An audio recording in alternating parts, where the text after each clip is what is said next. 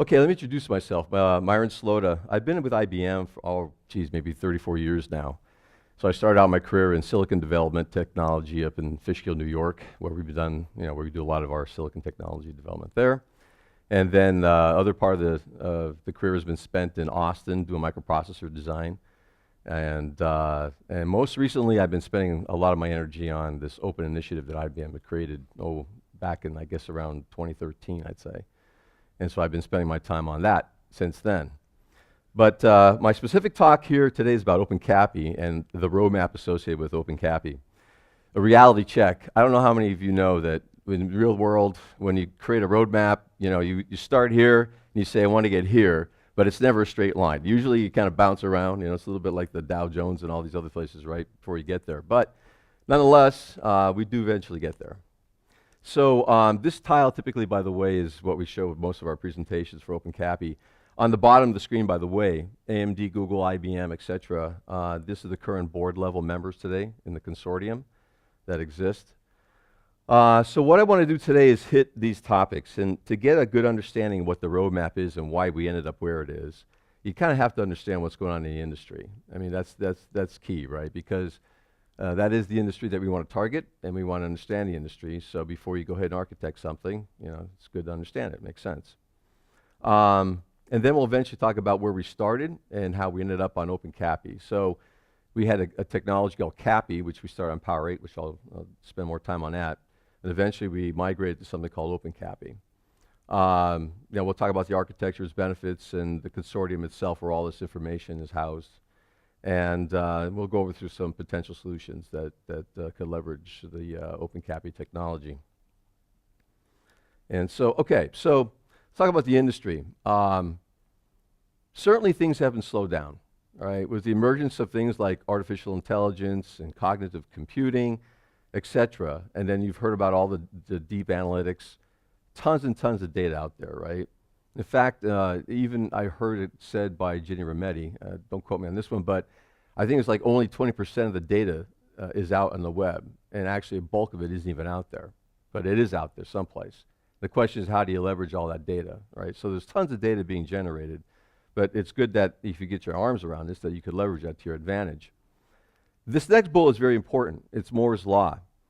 Now, we at IBM started touting that Moore's Law is dead. We started saying this maybe at least a couple of years ago.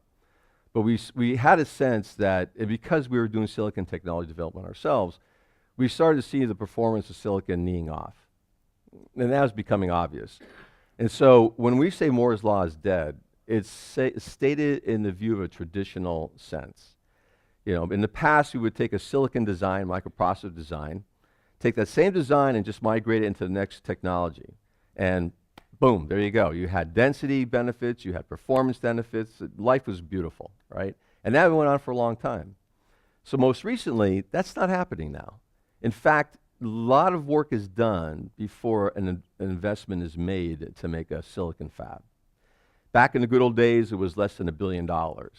And then maybe about 8 years ago, it was like $3 billion. Today it costs about $10 billion to make a fab. Before you spend that kind of money, you really got to think about it, right? And you want to make sure you get your return on your investment. So the fab business is becoming a little challenged in that sense. But Moore's Law is, from that traditional silicon scaling point of view, is dead. It's starting to, it really significantly is need off. Now, what's happened then, and what IBM started to think, and you got to remember, microprocessor design cycles are about 5 years. So I'll get into this a little bit, but we introduced some concepts here on what we call as Power 8, the last generation microprocessor. So when we did that in 2014, you got to remember, we started thinking about this 5 years before that, okay? So that's when we started targeting. It says, okay, we see this happening. There's going to have to be a change in the industry somehow to stay on Moore's Law, but it's not going to be through silicon scaling. So we got to find another pressure relief valve someplace. And the more we thought this through, it just became more and more clear, at least to us, that acceleration is going to be the answer, okay? So now, so you have this acceleration that's becoming kind of like the solution, I'll say, to keep us on Moore's Law, all right? So that's how that evolved. So you have the emergence, and by the way, right, the emergence of you have hyperscale data centers, high performance computing, and AI, we talked about that, and emerging memory and technologies, right, storage technologies. These are all big factors that are going to play profound impacts on computing here, today and going forward, right? The one that you want to keep your eye on that probably, I don't know how much is being talked outside industry, is this storage class memory. It has different names, right? But once that starts taking hold, that's going to change the dynamics of the data centers tremendously overnight. All right. Today we use a lot of DRAM, a lot of memory inside the data centers, but once you start getting massive amounts of storage and memory near the processor, the whole dynamics of the whole data center is going to change, and even from a cost performance basis. So, the bottom line here is that these accelerators are really going to define what's needed in terms of buses, because you're going to need a high performance bus in order for these accelerators to be effective.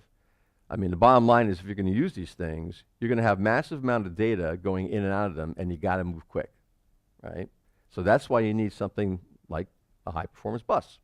Without that, you're going to have the next bottleneck, right? So you have these other items come in here. You have growing network demand.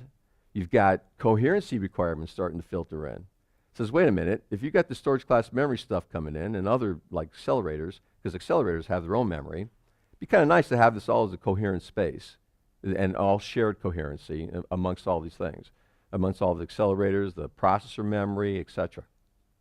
So that started emerging. And then, and then we have all these form factors, GPUs, FPGAs, ASICs, TPUs, and you have different varieties of these accelerators that are creeping into the data centers. But nonetheless, it's all relevant to what we do.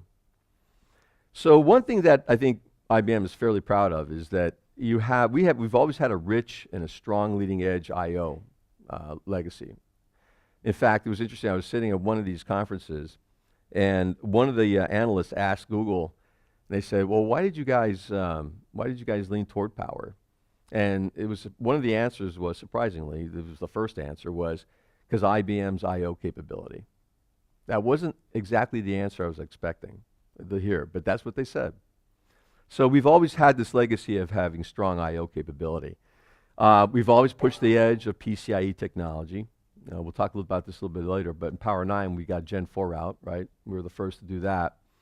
And then we introduced NVLink some time ago. Again, this is taking the GPUs as a perfect example of accelerators. And then we introduced the Cappy, and then eventually OpenCAPI, which is a new architecture. So let me start off with the microprocessor roadmap from IBM. By the way, guys, feel free to just move up and get a chair. There's no reason you don't have to stand back there and torture yourself. So this is a little bit with the rear view mirror. Sorry, Power 7, 7 Plus, Power 8. Now, there's something I need you to observe from this.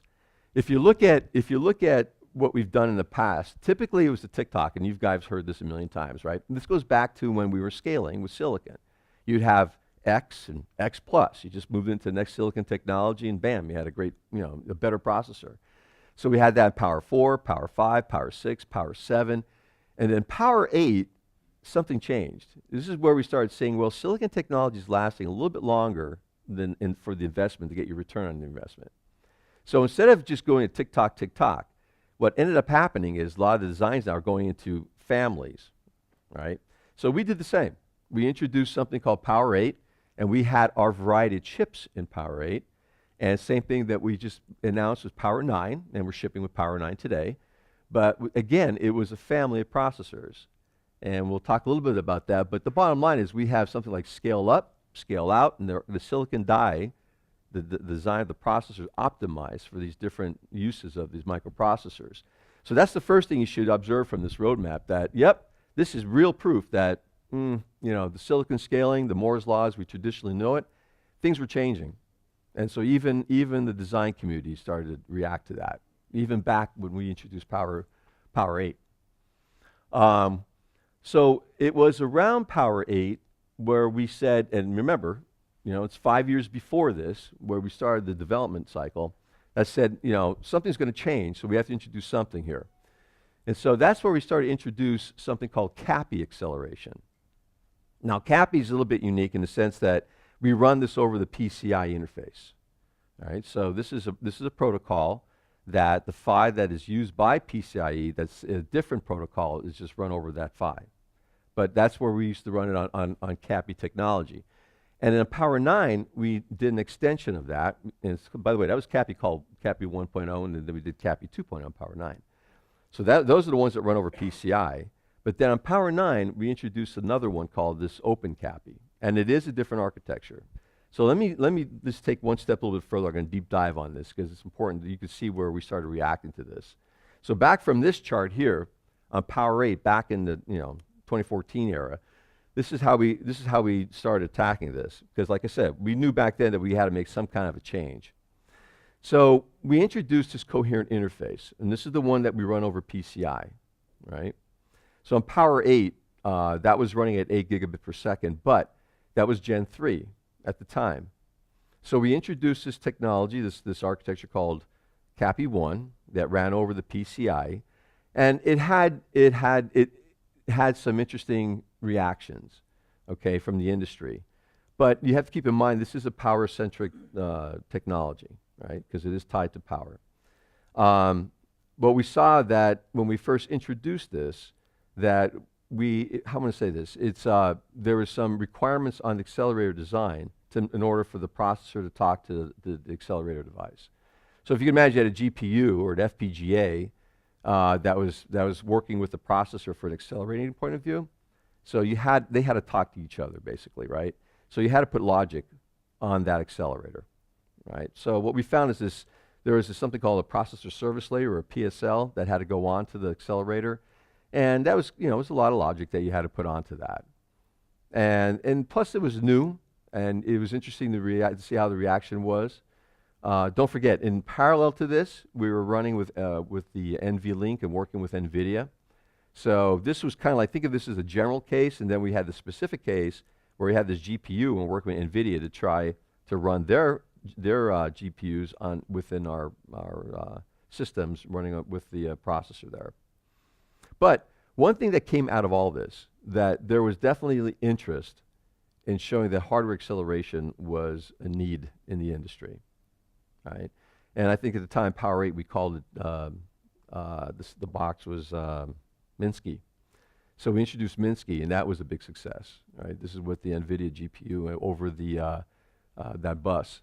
So when we walked out of Power 8, this says, okay, you can start seeing the industry already shifting and talking accelerators at that point in time. So in Power 9, we had to take it the next step further, obviously. And so we continue to expand our I/O offerings. IBM came out with the Gen 4, which is the first to be out there with the PCIe. Right? So obviously there's going to be improvement there. And then we introduced something called NVLink 2. So we took it up a notch and with additional function and performance. So then, now we had, the Capi 2.0, as I mentioned a little bit earlier, and Capi 2.0 is nothing more, is just now running over the Gen 4 interface, the PCIe interface. So you had inherent better performance. It was architected slightly different to get additional performance, but it was all good. But then at the same time, we said, okay, that has some of its own limitations, okay? That says, okay, so now if we want to really do this, and if you had to start with a clean sheet of paper to have the perfect bus, minimum latency, best bandwidth, how would this look and what would you do? So that was the genesis of what we call as OpenCAPI. Now OpenCAPI, and it is confusing out there. OpenCAPI is a different architecture. It's not the same that runs over Capi. It's different, all right? So we said, okay, we're gonna take a look at this and start with a clean sheet of paper and see how we can come up with something like this. So that's when we introduced Capi 3 and Capi 3. OpenCAPI 3.0 and 3.1. All right, so what about OpenCAPI? So what is it, and why is this interesting? So when we went forward and architected this thing, we had some things in mind. Now this is the short list, okay, but it's a heavy-duty list.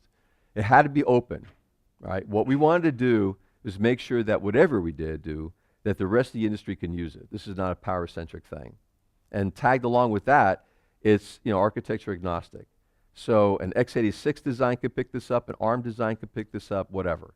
So we wanted to make sure that this was flexible, that other parts of the industry can use this.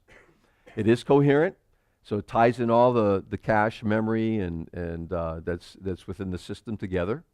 So you have coherency in that space. It is architecture agnostic, as I mentioned. And what the team did is when they architect this, they want to minimize, to get the lowest latency, they want to minimize any interference from the software and OS and hypervisor, et cetera. So they tried to take that as much as possible out of the equation. Essentially, it is out of the equation. So there's really no software overhead with this. And so that's part of the reason why we have such great latency. All right.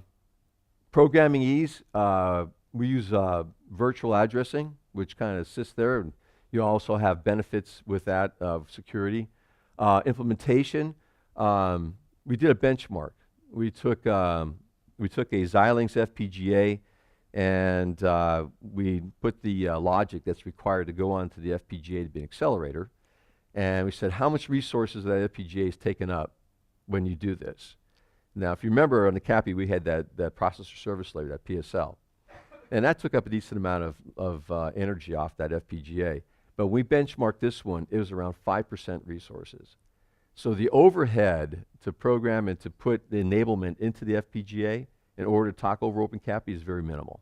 So 5% is not a whole lot. Storage class memory. So again, we wanted to make sure that the interface was flexible enough that you could take in these emerging memory technologies. And the neat thing about this is that it's agnostic in a way enough that as this technology, and we don't expect this storage class memory to like show up in day one and stay with us forever that way. That's going to evolve too with time, that storage class memory. And so we want to make sure that that interface also was flexible enough that it could take different storage class memories as you go into the future too. So you wanted that flexibility. And so we put this all together. We wanted to make sure it was obviously ideal for acceleration. And we, when you do this architecture definitions, you always make trade-offs. Nothing is ever straightforward, right? You could say, okay, I want this thing to blast over a whole data center. I want to blast this within a system, however you want to do this.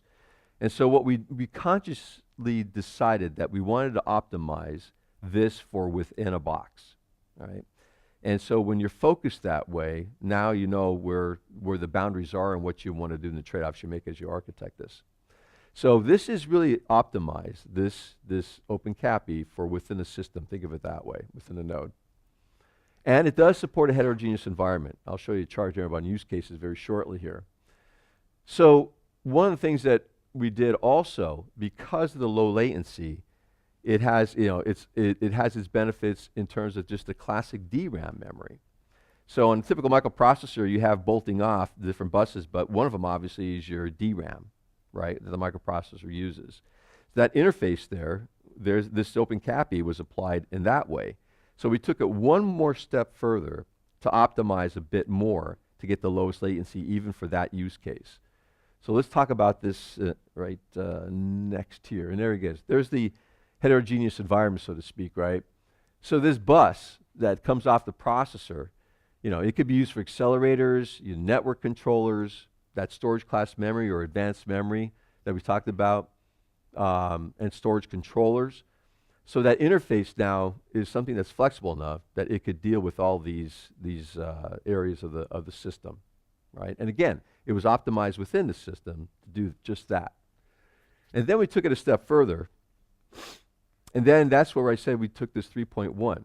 Well, obviously it's good with all these other things. We could take it the next step and make that bus really good for the DRAM. And that you'll see down the road, when we talk about the roadmap, we really do leverage this in a way that we introduce buffer chips now. By introducing a memory buffer chip and minimizing latency through that buffer, you're able to 2x the amount of DRAM now the processor has access to. And so I'll show you that a little bit in a second here. And so now, this was the beginning of OpenCAPI. So I showed you all those attributes. So obviously, to hit all those attributes, we did have to start with a clean sheet of paper to do that. By the way, if you go on this website, and I encourage you to do that, right? It's this OpenCAPI Consortium website. That's the www.opencapi.org. You go there, you could download these specs, all right? Now, we start off with these specifications. IBM has been, in a way, contributing the specifications to the consortium.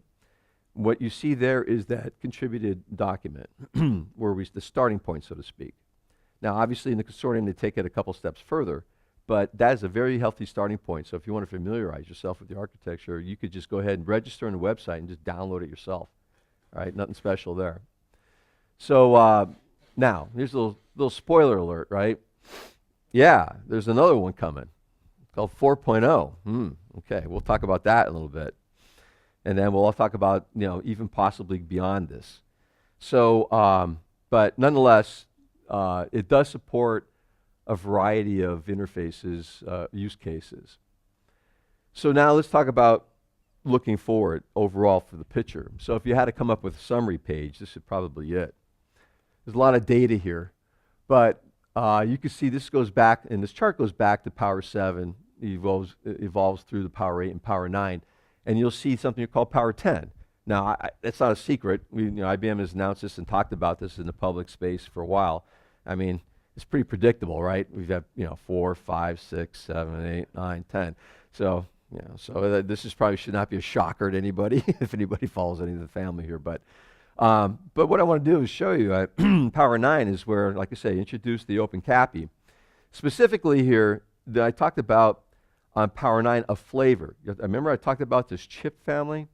So there is a flavor in there where we do use this memory buffer, right? And it falls in this realm here. And you can look at the dates here. It's a little bit later, obviously. But we introduced this new memory subsystem. And it is a buffer chip. Now, the interesting thing is it says, well, geez, now your reaction is if you're going to expand memory off the processor, you put a buffer chip in there, so you could put more memory there. That's going to slow it down, right? Introduce latency. Well, actually, it turns out that the latency through that buffer chip to get access to this thing back and forth is only it's less than 10 nanoseconds. It's 5 to 10 nanoseconds. I mean, that's extremely, so when I told you extreme low latency, I wasn't kidding, all right? And you're not going to see that anywhere else in the industry. So it's, from that point of view, it's pretty amazing technology. And then the other piece is the introduction down there is going to be this 4.0, all right? And I'll talk a little bit more what the 4.0, it's just it's one tick up in terms of optimization for the interface. And then eventually on Power 10, you're going to see the speeds going up to 32 and 50 plus, gigabit per second PHYs, obviously. I mean, the industry's talking about over 50 gigabit PHYs now for a while, but you'll see that come off IBM. And then the advanced, then you go back to, you have Cappy 3, Cappy 4, then there's to be announced, another version. Well, I bet you guys can guess what Cappy version that is, right? But anyway, like I said, this chart, by the way, was used in hot chips. So this chart's already public domain. This is like less than a month ago, I think, was hot chips. So this is one of the charts in that deck that IBM showed. But the point is, it's going to continue to evolve. So when you look forward, in terms of a roadmap, obviously that's your intention, right? So when I started off the talk, I said, in the real world, you say, this is where we are today, but we want to get here. Ideally, you kind of do one of these things, but eventually you do get there. So I think we found our pace and our steady point now that we're targeting in our vision. And it seems that the industry is reacting positively to this. So that's kind of where we're headed. All right, so now you talk about, well, geez, what's going on with OpenCAPI? All these areas, there's work going on with OpenCAPI in all these areas. So you get the storage class memory. Now, by the way, a lot of these guys are members of the consortium today, and a lot of this is under, I'll call it NDA, it's confidential, but we have a number of companies working on storage class memory. IBM has a lot of interest in the space, obviously, so we even reached out to some and working with them directly, but nonetheless, there's a lot of work going on in storage class memory. And by the way, that's another that's another whole talk by itself. You could spend a whole hour on that subject, right? The different memory technologies and what options there are and where's the sweet spot, etc. DRAM memory solutions, we talked a little bit about that, especially with the buffers, etc. FPGAs, it's interesting. We had this debate and discussion originally that says, well, you know, FPGAs, are they going to be heavily used? Don't you think that if anybody starts with FPGAs, they're going to probably end up on ASICs anyway because you want the ultimate performance, so you're going to get off the FPGA? Well, you know, it's interesting because what we're starting to see is that, no, FPGAs are going to be around a lot. They're not, it's not like a short thing or experimental thing that people try and say, oh yeah, we're going to do an FPGA because it's easily programmable, we'll try it, and if it works really great, then we'll make an ASIC out of it, right? So what happens is, and what we're seeing is, a lot of these emerging areas like artificial intelligence, etc., that stuff is not stable. That stuff continues to evolve where you're going to have to, your accelerators have to evolve. And one of the built-in inherent beauties of FPGAs is that it's programmable. So as these acceleration requirements evolve, it's so much easier to take what you have deployed already and change it that way as opposed to ripping it all out and making brand new hardware and then plugging it all back in and debug it, etc. So this FPGA is actually a very usable environment for emerging workloads. Like I said, if you're doing the same thing over and over again, it's not going to change for the next 20 years, then what's something different? Then you want to optimize to an ASIC. But what we're seeing is a lot of the stuff that's going on in these data centers is emerging. It's not steady enough that says, okay, yeah, we've done this for 2 years, we're going to go build an ASIC now. Nah, not quite, right? So FPGAs, I think, are going to be around for a while. And they'll be part of the mainstay for a bit.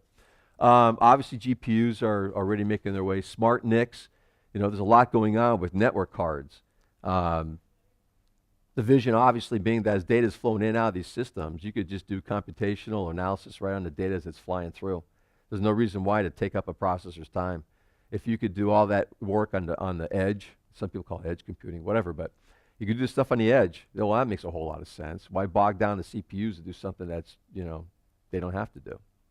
So that's another application. So the smart NICs are going to be interesting.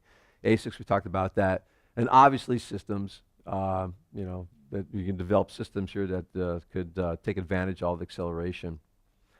So here's some ideas now. So, you know, you have this technology and you say, okay, you know, how could we use this, or what are some possible solutions that you can do to leverage with OpenCAPI?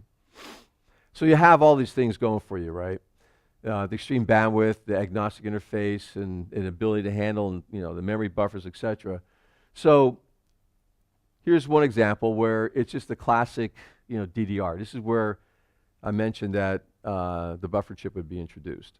And if you're at Hot Chips, they had slides that IBM shared that there's one of these that's in that Power 9 chip family I mentioned, that we're going to have that buffer chip on one of our systems. And so we'll introduce it at that point in time. And again, keep in mind the latency introduction here. It's minimal, right? Storage class memory, you know, we talked a lot about that.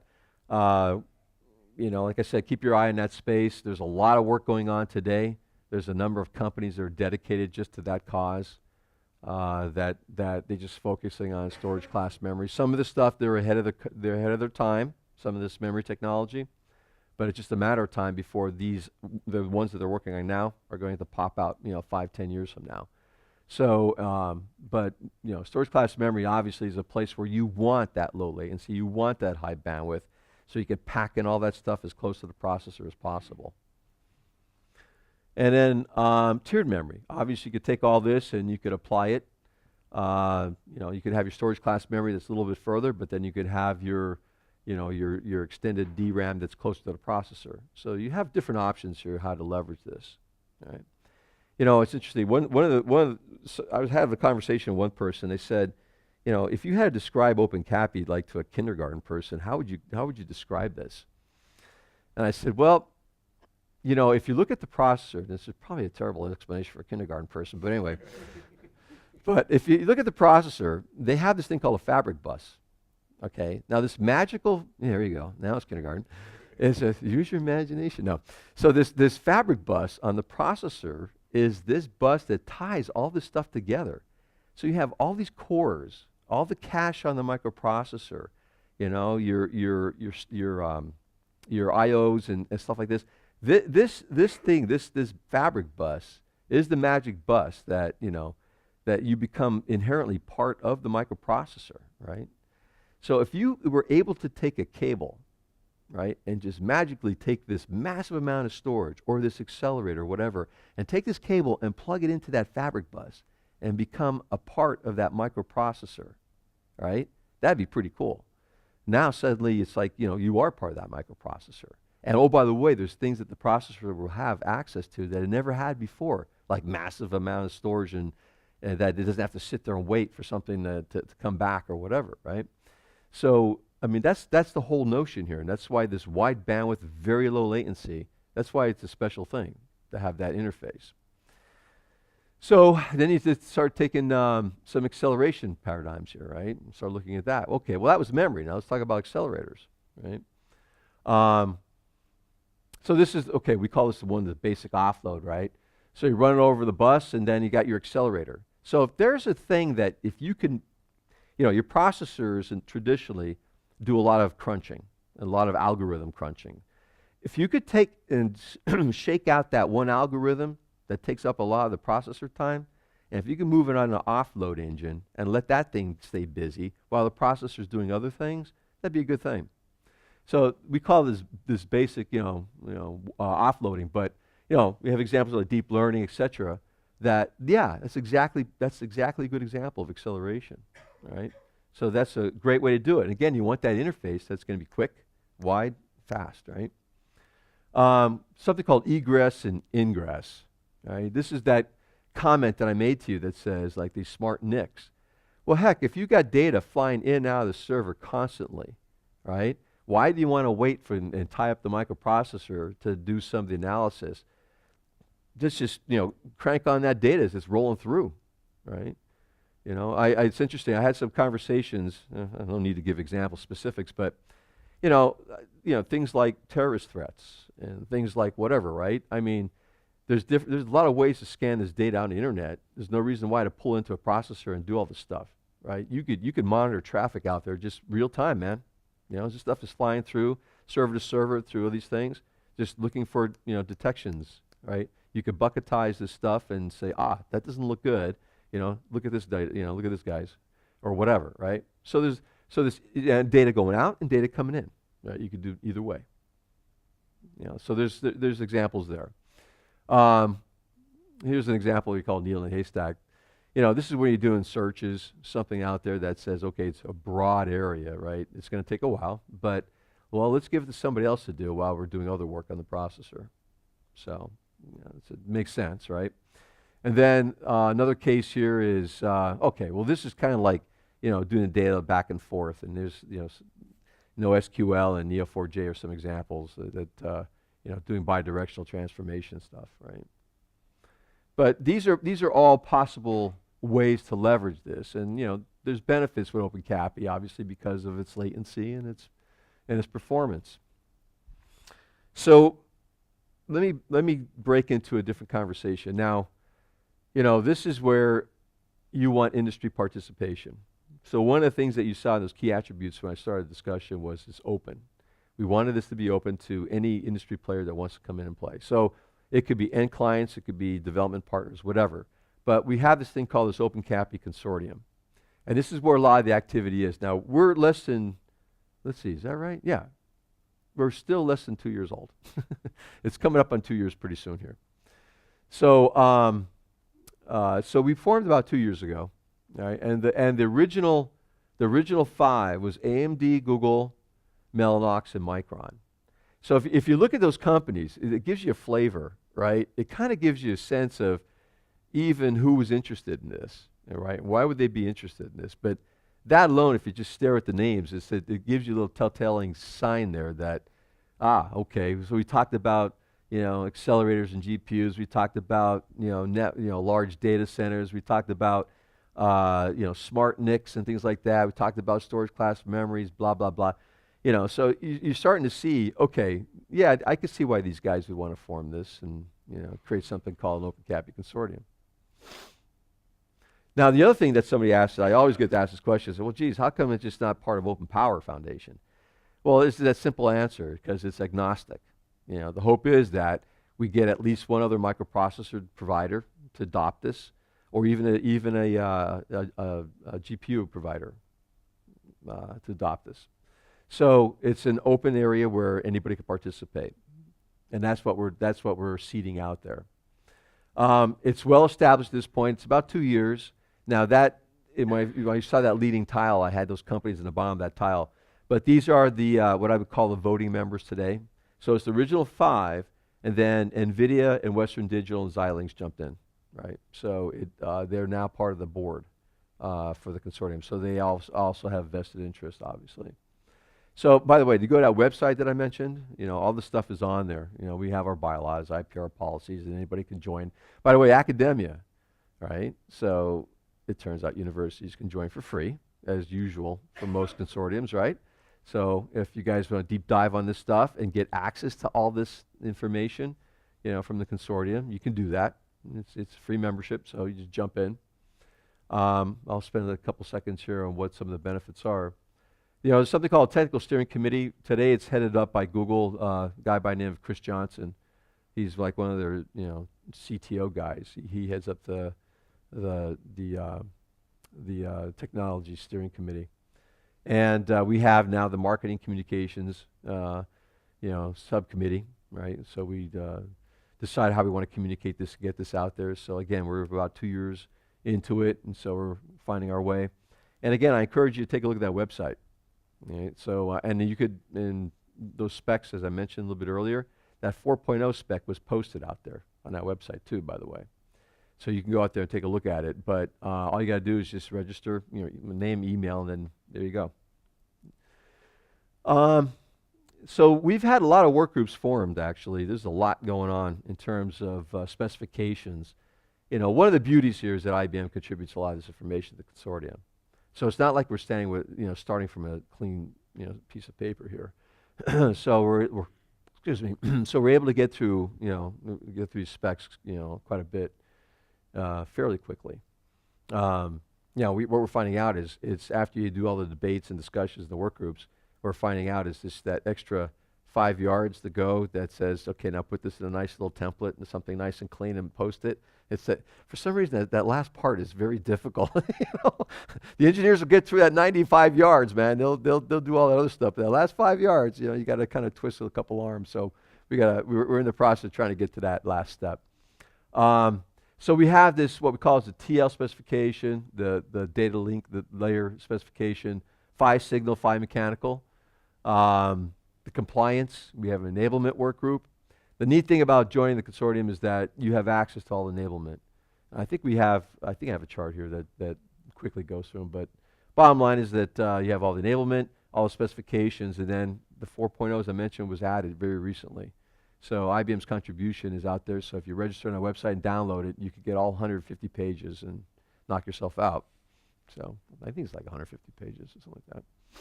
Okay, so a couple of key things of 4.0.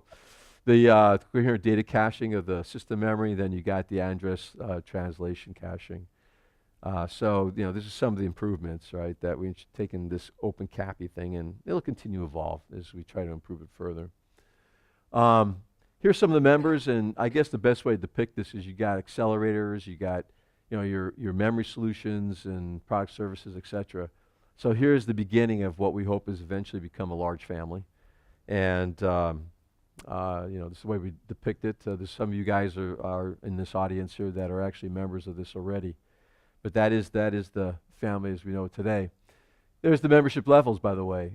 We have strategic, and it goes down to something called observing. So, for those companies that are recognized as corporations, 5K is the lowest level, which is not that bad for an annual fee for membership. And academia, as I mentioned, is nonprofit, and nonprofits are free. But you still have access to all the specifications, and you still could participate in work groups, and you have all the enablement when you join the consortium. So, when you're asking, well, where do I get this from, that from? I mean, it's all there. And so it's a benefit there. So here's this is some of the enablement. I mean, I don't think we need to go through it all, but that gives you an idea of what exists today. So if you want to start going, start developing for accelerators today, there's a lot out there, especially for FPGAs, to get you moving on this. All right, you're gonna love my timing. 5 minutes, man. I can nail this one. Um, yeah, then we mentioned we've got the different work groups. Now, the one that's of interest that's going to be next is the accelerator and memory work group. So we're going to be targeting that to create that shortly. But all these are up and running today, and then we have 2 committees that we run. Of course, the technical steering committee, as I mentioned, that Google CJ runs, that he chairs, I should say, and then you have the marketing and communications committee. And then, of course, there's, besides, as I mentioned, besides all this other enablement, we have Smart DV came out with their verification IP to enable us there too. So it's very simple. All you gotta do is join that. It's a wealth of information on that website and the enablement, etc. So I think that's pretty much the end of what I had here today. Yeah.